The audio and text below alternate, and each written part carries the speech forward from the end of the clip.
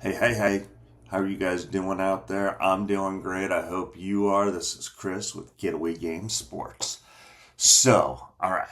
So you're at the showcase. By the way, this is part three. You're in a game and you're sitting there. You've already found out that you are not in the starting lineup. Well, guess what, folks? That happens. And here's why. Because everybody can sit. Everybody can ride pine, okay? It's a learning experience. How do you make yourself better on the pine? At a showcase. How do you get showcased? Oh my God. Oh no. Well, if you are in the game, and when I mean in the game means you are anything that is part of that team. Do we all get this, okay? Because every college coach wants to see how a player reacts when they're riding pine. I know it sounds silly, doesn't it? But you're probably not going to start as a freshman. You may even be redshirted. Who knows? Okay? You've got to be a really good athlete to start as a freshman. Okay? Most importantly, you have to be a really good teammate to start as a freshman. Do we see where we're going here? Okay. So let's go back a couple steps back. I said everybody on that team has a job. Okay?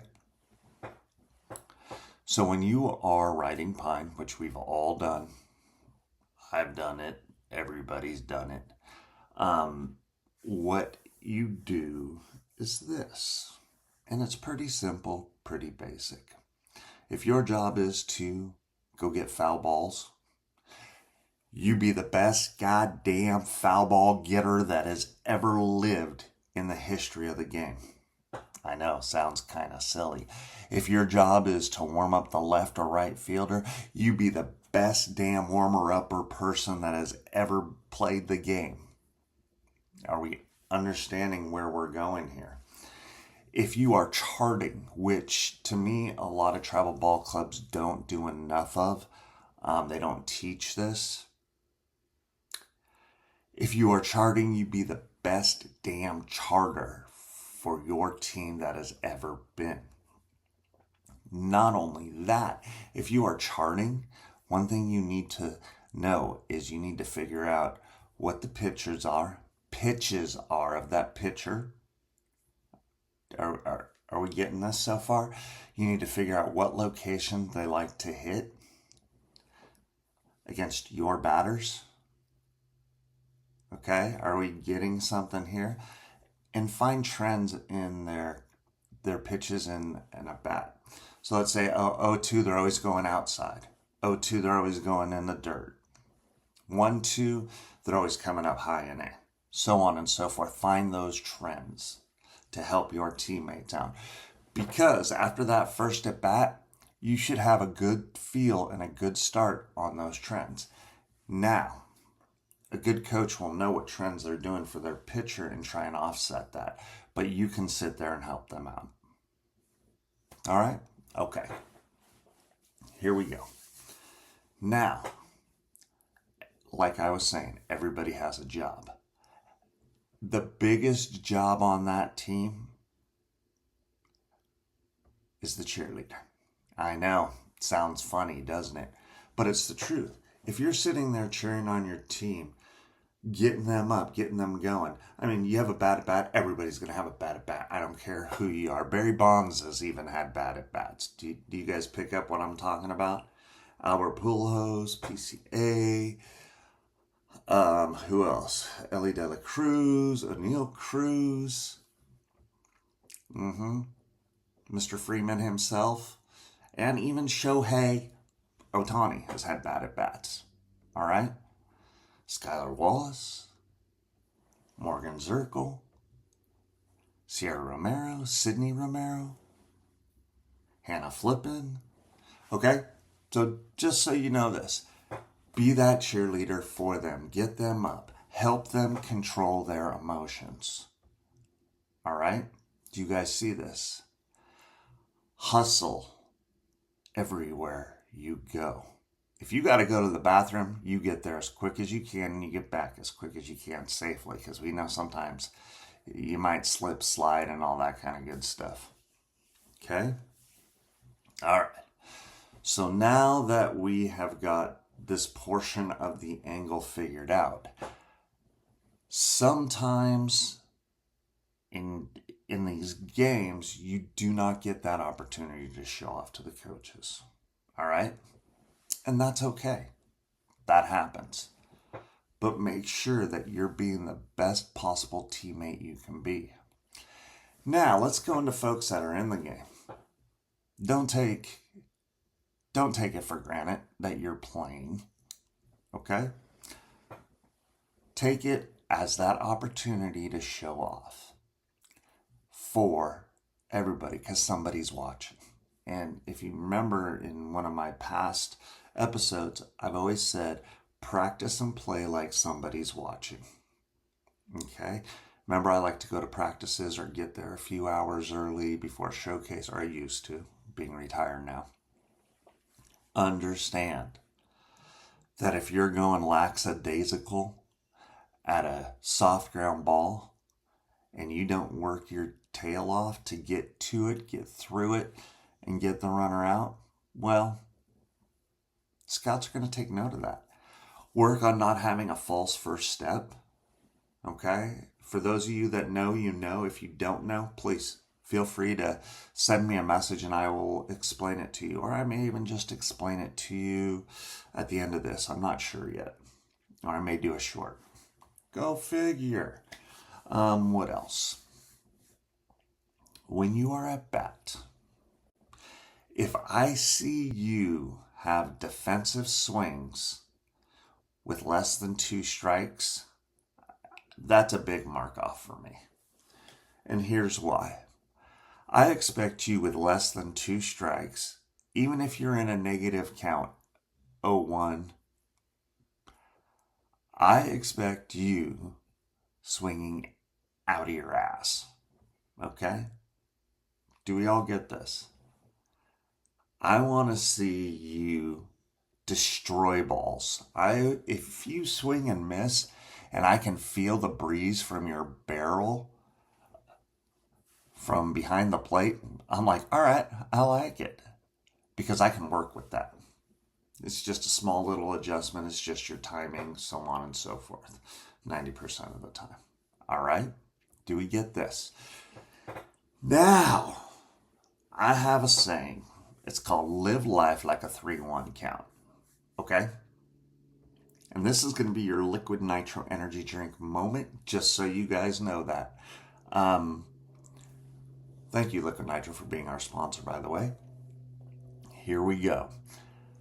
To me, if you have a 3-1 pitch and it's in your wheelhouse, this is a pitch that I don't care if you get a hard single, double, triple, a jack. If you are not swinging hard, I have an issue with that. Especially if it's your pitch and in your wheelhouse. If you pop up, that's just lack of concentration, in my opinion. If you roll over, come on. Focus, focus, focus. Let's go. Those are kind of my silly expectations, and I hope this helps you out. Now, if you have a defensive swing on a 3-1 count, this drives me nuts. I got a 3-1 count. I got another strike. I don't care if you have another strike. If you're swinging, I want you driving that damn ball somewhere. Hit it off the pitcher's throat. Put it in the left center field, right center field. Let's play the gap game. All right? I mean, let's be honest. Let's have some fun. Might as well. You're there for a reason. To get seen. Am I right or am I wrong? All right? All right, let's go. Now, when you guys go out into the field and you're getting ready for your warm-ups, infielders, your goal is this. You ready? To get 3 ground balls. Because 5 pitches, that's a warm-up. And that's it. If you're able to get 3 ground balls, you've hustled out there. Your first baseman's hustled out there. You pick up what I'm throwing down and kind of get you ready to get going for that inning. Okay? That is your goal, to get 3 ground balls. If your third baseman's lagging, oh, damn it. If your third baseman is lagging, guess what? If you're the shortstop, you're going to get probably 4 ground balls. If your second baseman's lagging, you're going to get 2 or 3 at least. All right? If your first baseman's lagging, first base, you picking me up here? Nobody gets any ground balls. Hustle, hustle, hustle. Okay? I want to go back to the at-bat. If you lollygag down to first base on a walk, then do it all the time, because that shows me that you're not going to try and get that extra base. Okay? If you run down the base path every time, run down the base path every time. I've seen some showcases where the athlete was in the, what was it? I call them the all-star games. You know, they're the academic games, so on and so forth. And got walked, sprinted down to first base. Well, their team had a game the next day, and I was like, I want to see if this kid does it again. Sure as you know what, he gets a walk and just literally, practically almost walks down to first base. And I went, so basically that was just a show for all the scouts that were there, or the scout that was there that you wanted to go to that college. Well, if that scout's there, guess what? He's going to be like, all right, so that was just a show. No pun intended, showcase, right? But you should also emulate in the showcase what you do every day. It's just my opinion. Okay? Now, I know I'm kind of jumping back and forth. Outfielders. Outfielders. How are you? Oh, I didn't forget about you. I love my outfielders. You guys are important. Just sitting there playing catch from 12 feet, to me, that doesn't really do anything. You need to move out. You need to get long. You need to have a purpose when you're throwing those. You're only going to get 3 or 4 balls to throw. Have a purpose. Play a decent long toss. Here we go. Play a decent long toss with your other teammates. And your other teammates, hold them accountable for that. Tell them to get out there. Tell them to move. If you're a right fielder, you need to have the strongest arm on the team. That's just my opinion. Center field, second strongest arm. Left fielder usually has the weakest arm. It's just the truth, the fact. It's just the way it is. So this is kind of a quick synopsis of stuff that I'm giving you. And no, I have not forgotten my catchers or pitchers. Pitchers, you get 5 pitches, sometimes only 3 pitches. Understand, work on your placement. If you're going to work a fastball, make sure you work that fastball for those 3 or 5 pitches. If you're going to work a curveball, a sinker, a rise, a knuckle screw, so on and so forth, work those 3 pitches, but always end on a fastball. Okay? Catchers, my catchers. Always work on framing. I don't care where the pitch is. If it's in Louisiana and you need to bring it back to Idaho, do it. And the reason being is it's just one thing to get your mindset situated on making sure you're doing it thumb under, so on and so forth. Stick that ball. Okay? I'm not a big fan of the 1 knee down.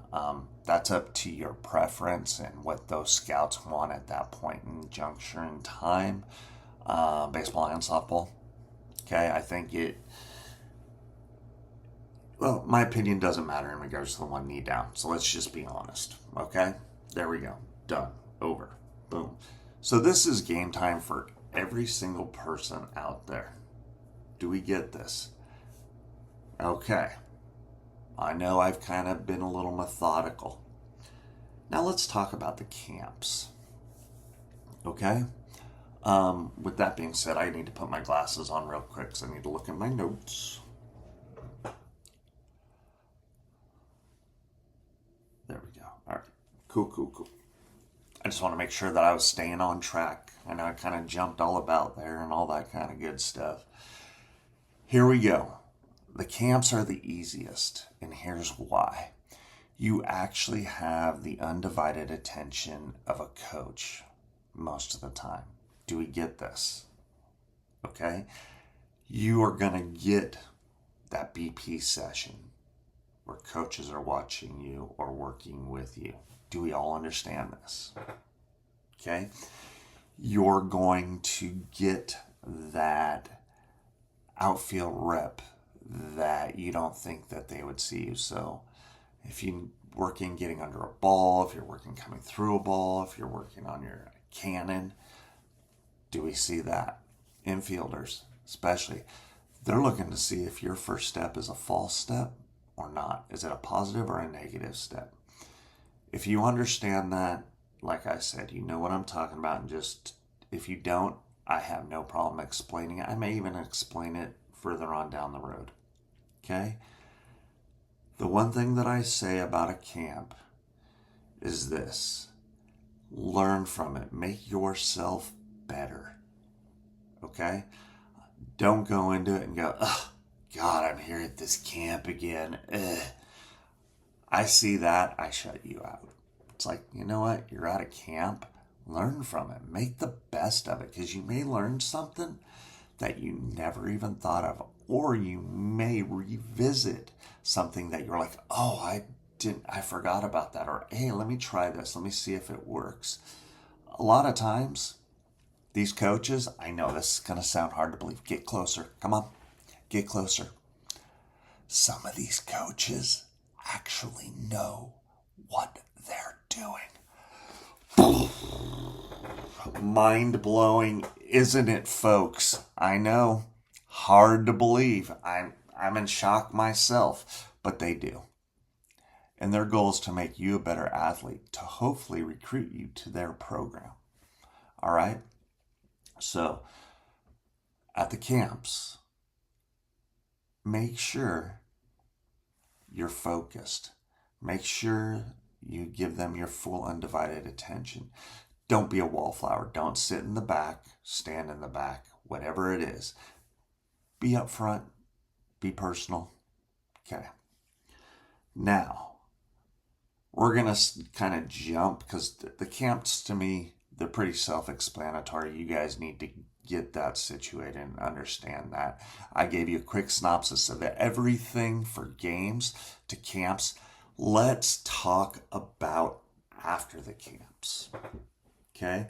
This, to me, could be the absolute most important. You ready? Do not be afraid to go up and talk to the coaches. 90%, 80% of the camps, they actually have a Q&A with coaches, and the coaches will go spread themselves out, and you can go and talk to them. It's a great opportunity to meet them, learn about the program. Again, remember I talked in one of the last videos? Do your research on these programs. Know these coaches. Know who they are. Figure it out ASAP. Okay? Try to memorize their names. 827 coaches at a showcase is not easy to remember, but try and do your best. Okay? That's all that I can ask from you, because that's all that I can give you is my best. All right? And understand, they're looking for a few things. They're looking to see who's controlling their emotion, how their reaction is. They're looking for, this is one that I absolutely forgot, so I'm glad you guys stayed. When you're at bat and you're running down the line, don't throw a tantrum, don't jog. Get your ass down that frickin' line. because a lot of the scouts and recruiters, what they're looking for is they're trying to get a time on you to see if you're going to be able to run a play out, run a ground ball out. If you're just lollygagging, again, they're just going to move on and go to somebody else. You're giving somebody else your opportunity. Don't do that. Okay, now back to after the camp. Some coaches that go to these camps, dependent upon where they coach, how they coach, where they recruit from, may not be able to talk to you. Please understand that. And when I say that, they'll be able to tell you about their school, and that's it. That's it. Most coaches won't go during their dead period, but JUCO ball's a little different. They have to stay within their 3-foot space, and they can go to these camps, but some of them can't talk to you. So don't be offended. Understand that's just the way it goes. Shake their hands. Introduce yourself. Okay? Make sure they know who you are. Look them in the face. Yeah, when I say the face, I mean the eyes. Okay? Do not, and okay. The reason why I'm saying okay is I want to make sure you're being reassured that you know what my expectations of you are as a coach, recruiter, scout. Do we got that? Okay, here we go. I know that this has been a little bit long, a lot long-winded. There's a lot more that I can go into detail on. Which I might do another video in regards to this, but we'll see what happens. All right, everybody. I'd like to say thank you all. Thank you.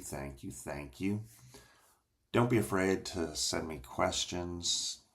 I'm more than glad to answer them. You can either send me a message in the notes or DM me or email me, whatever you want to do. I'm pretty chill. I think I'm going to be doing another video in regards to this and being more succinct on the camps and after the camps, because I think we need a little bit more detail. I'm just trying to keep this right around 20 minutes or so I don't bore you too much, okay? Let me make sure I got everything. And yes, I need my glasses. All right. Hey, I think I got most of the stuff that I wanted to talk to you about. I've got a lot of thoughts that I keep on running through my head. I'm like, blah, blah, blah. Anyway, that's a different story. I want to thank you, Paratravelers. Thank you for being my sponsor. That's me, by the way. So if you're interested in traveling the world, let me know. I'm also working on travel sports groups, okay, to help you guys get places and everywhere. If you see this, remember this.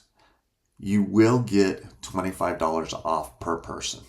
Okay, so that's, go to www.paratravelers.net, or you can send me an email, support@paratravelers.net. And that's PERA, travelers. All right? Thank you, everybody. Thank you, Liquid Nitro Energy Drinks. And don't forget the Sparkler, Elite Camps, Superior Showcase, Perfect Game, College Elite, so on and so forth. Don't be afraid to reach out to these coaches via email. You may not get an email back, but they want to know who you are. Make sure you know what email you want to send. Check out the templates. There are a bunch out there. All right, everybody. Thank you. Have a good one. Bye.